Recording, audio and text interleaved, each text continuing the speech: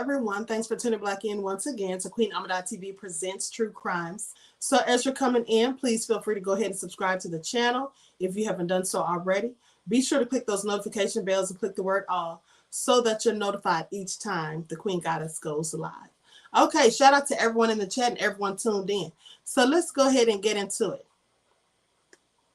Now listen to this. This is so nefarious. Now, a toddler was killed after the mother left the child with someone while she went to go pick up dinner. They said he had blood coming out of his nose and mouth, and his eyes were open. 13-year-old Ohio boy allegedly beat the neighbor's toddler to death. Now, what kind of children are these, and who is raising them? A 13-year-old that beats an infant to death. So they say the 13-year-old was arrested in Ohio after he allegedly viciously beat a family friend's 23-month-old child to death in his home just last week. Cleveland ABC affiliate WEWS News reported the incident. They said the toddler was later identified by his mom as Jesse Weber. Now, according to the report, officers from the Lorain Police Department on December the 8th responded to a call about a non-responsive child at a home. This home was located on the 1600 block of East 30th Street just before 8 p.m. Now, upon arriving at the scene, police reportedly found emergency medical services paramedics at the home trying desperately to resuscitate the child, who was not breathing. The child was then rushed to Mercy Hospital, where doctors attempted life-saving treatment, but the baby was pronounced dead shortly after his arrival. Now, the child's mother, Heather Banbury, told the news station that she had only left the child alone with the 13-year-old for just a brief moment while she went to the teen's home that was located just a few houses away. She went there to pick up food. She told the station that she returned home to find all the lights had been turned off, and the teen reportedly said it was because her son was asleep. She says, I felt something was wrong, and I cut the light on, and I saw him. She said, I thought something was wrong, and when I cut the light on, I saw him, and he ran after I asked him why. Why did you do? And she didn't even get to finish. And he said he was play fighting. This is what he told her. He was play fighting a baby. She said her son was unconscious and covered in blood. He had blood coming out of his nose and mouth, she said, and his eyes were wide open, but he wasn't conscious. This is so sad. Can you imagine coming home after, she was just gone for a few minutes. He must have commenced to doing this as soon as she left. He already had it in for that baby, honey. He is already a little demon.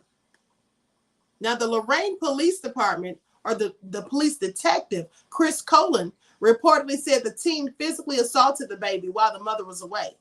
Banbury told the news that the teen got angry after young Jesse threw a toy dinosaur that struck the older boy.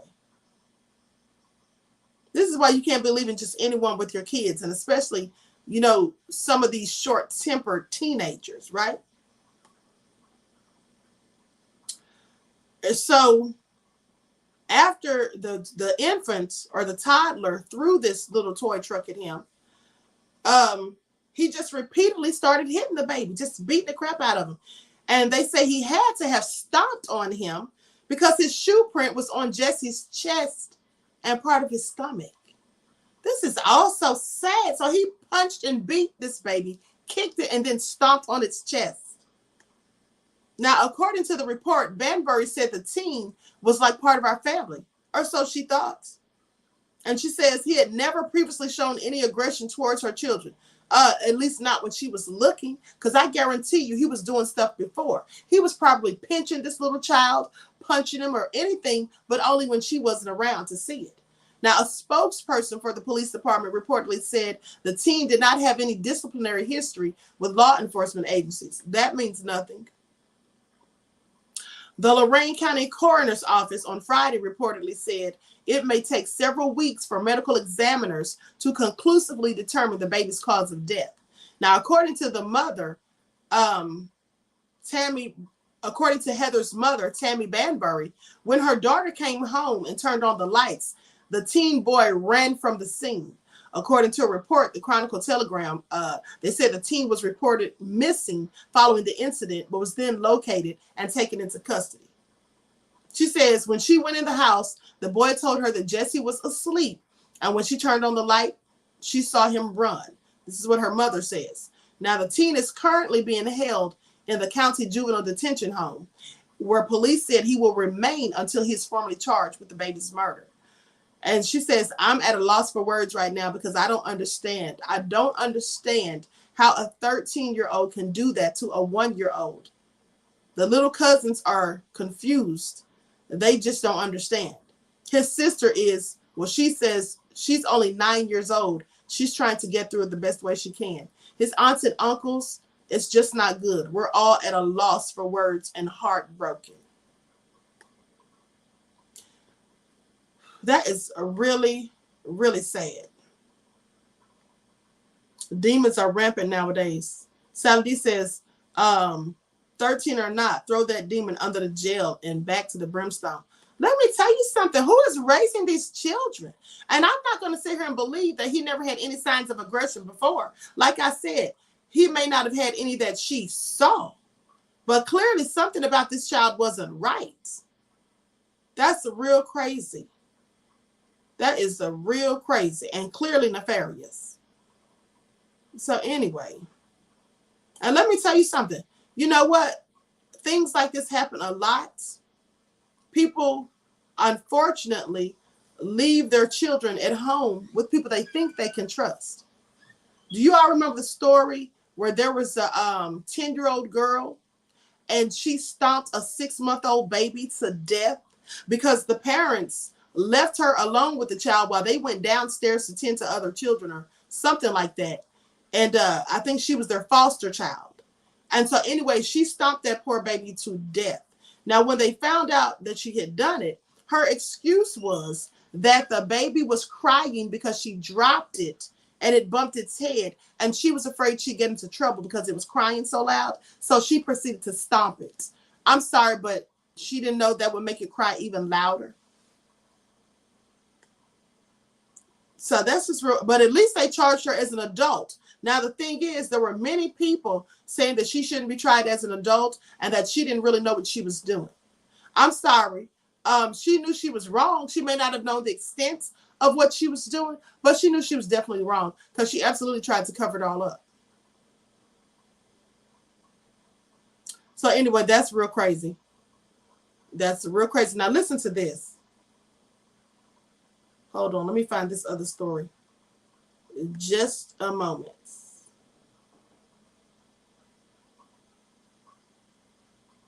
Likes up, everyone. Please like and share. Please subscribe to the channel if you haven't done so already. Be sure to click the notification bell and click the word all so that you're notified each time the Queen Goddess goes live. Here it is right here. Listen to this foolishness. This is also nefarious as well. Now, a Florida man killed his wife and then hid her body, told the police that she was missing. So they said it was unlike her to just disappear without a trace. Her twin sister and daughter told Broward Sheriff's Office detectives that this woman would never leave her children or family without telling someone. Wanda Gordon, who was 42 years old, also hosted Thanksgiving. Now, her daughter told the deputies that she would never miss a family holiday, especially when it was time to hang out with her family and friends. Ernest Gordon, age 44, reported that his estranged wife was missing on November the 7th. He said he hadn't seen her for at least 3 days. And the last time he said that he saw her, he told the deputies it was around 6 a.m. on November the 4th when he went to work. He said when he returned 12 hours later, she was nowhere to be found. Now, police said that Gordon actually killed his wife, excuse me, and disposed of her body in a heavily wooded and secluded area, in the area around 106, the 106 block of State Street in Tamarack. Now, Gordon was arrested Friday in Lauderhill and charged with second-degree murder in his wife's death. They said he sent text messages and calls that went unanswered for those few days between when he last saw his wife and when he reported her missing. They were separated, by the way. So let me tell you something. He probably purposely, of course, made these phone calls and texts to try to cover his own butt, to make it look like he was really looking for her. How slick, right? So Wanda Gordon's son and her sister told deputies that she had plans to meet up for a date on November the 4th, but knew nothing else, according to the warrant. Now, the sheriff's office said its missing persons unit handled the case and searched for Wanda Gordon until the homicide unit took the investigation over on November the 23rd. That's when inconsistencies in her husband Gordon's story were uncovered, and that's when they issued an arrest warrant. So detectives met with the man who Wanda Gordon had a date with on November the 4th. Now, surveillance video, cell phone data, and a parking receipt backed up his story. Now, that the two of them met several hours at Fort Lauderdale and a beach together, and she went home sometime after midnight on November the 5th, according to the warrant. So you know what? Either the husband who she was separated from knew that she was going on this date, or, well, he had to know, because that's probably why he was so upset. He probably followed her or something, or was just waiting for her to come back home. But nevertheless, he had to have known she was on a date. So Gordon maintained his original story from the day he reported her missing. When he spoke with deputies on the second time on November the 24th, however, he gave a voluntary sample of his DNA along with giving consent to search Wanda Gordon's car.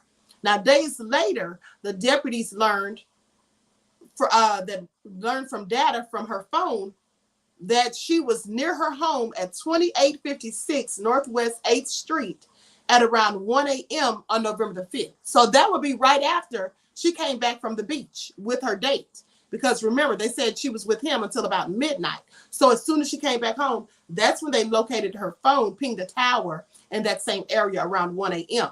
Now then at 4 a.m., the device traveled from the home west toward a rural area near U.S. Route 27, according to the warrant. And then arriving at the Broward and Palm Beach County lines around 4:30 a.m., where it stayed until 4:50 a.m. How stupid was he that he took the phone with him, and the phone was still on, obviously, so it's pinging these towers. So on December the 1st, detectives went to an area along US 27 near the county line after finding surveillance video showed a white pickup truck pulling up to a construction site around 4:30 a.m. Now, the truck was approached by a Florida Fish and Wildlife Conservation Commission officer. So that officer who was working an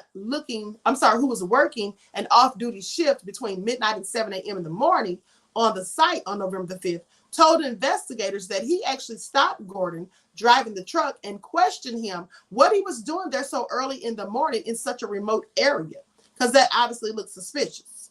Now, the officer noted that Gordon seemed unusually nervous. According to his statement in the warrant, he also said he had 3 trash bags in the bed of his white GMC truck. Obviously disposing of the evidence, right, to his crime. Now, the officer took photos of the trash bags in the bed of the truck, and Gordon drove off with a warning about illegal dumping. So that's what he thought he was doing, just dumping illegal stuff. Detectives would later find signs of blood in the bed of the truck, and this is according to court records. Now, the warrant doesn't say whether deputies recovered the 3 trash bags or determined what was inside of them, but says Gordon admitted to having the bags when he said, which he says were just trash. Now, the warrant says Gordon told deputies he typically dropped trash from his landscaping job at a site off of Powerline Road, not near the construction site where the officers had seen him. License plate recognition software captured Gordon's truck near Commercial Boulevard on November the 5th at approximately 5:30 a.m. And it was also showing the trash bags in the bed of the truck appeared to be empty at this time. Now, last known location that Wanda Gordon's phone showed up was 1061 State Street in Tamarack. Now, on the morning of December the 2nd, that's when detectives began a search for the phone, and they found it in a wooded and secluded area, along with clothing and a piece of red and black dreadlocks that she was known to wear, according to court records. Among the tree roots and leaves, detectives saw white residue. This was on top of the leaves and it had a foul smell indicating decomposition.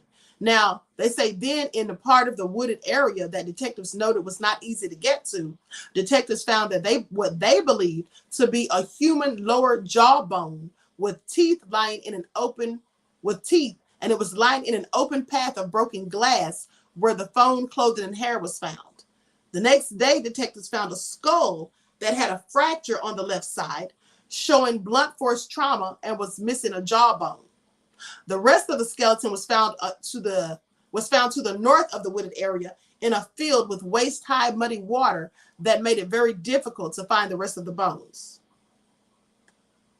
Now, DNA from Wanda Gordon's daughter confirmed that those were in fact her remains. Detectives later discovered that Gordon's cell phone data placed him in the area where his wife's remains and cell phone were found. In searching their home, chemical analysis showed signs of blood in Wanda's bedroom, and the sheriff's office said Gordon has denied any involvement into his wife's death and the disposal of her body. He is being held at the Broward, Maine jail without bond. He should be held without bond. Absolutely. Melanie Brown said, that's totally effed up and disgusting, Sister Queen. Absolutely. Brother Sly says, wow. Somebody says, I have no words for this travesty. First of all, it's very sad, very sad. But here's the thing. I wonder if she had any idea that her husband was violent, that he would react, not that he would kill her. Of course, I'm sure she didn't know that. But I wonder if she knew that he had violent tendencies or he was so jealous. That's just all real sad. Can you imagine being the guy who went out on the date with her? I wonder if the guy even knew she was married and separated or whatever. But can you imagine his shock when the police came and confronted him and he had to give a whole alibi? What if he had no alibi? I mean, think of how the ways this could have all gone wrong. He could have just been at home that night with no witnesses, not having used his phone to text or call anyone to confirm his alibi or any of those things. So that's all real crazy. Melanie Brown said, bitter to the end. Absolutely, beloved. Absolutely. So anyway, with that all being said, Alvin said she probably knew. I mean, I would think that you would know if someone has violent tendencies or if they're possessive or controlling, jealous, things like that. Maybe you don't know sometimes, but it would seem like if you're paying attention, you might pick up on some of these things, right? Even if they're trying to be slick about it. So anyway, that's just all sad. I want to thank you all for tuning in. Please make sure you like and share the video. Subscribe to the channel if you haven't done so already. And I hope to see you all in the next chats. Peace.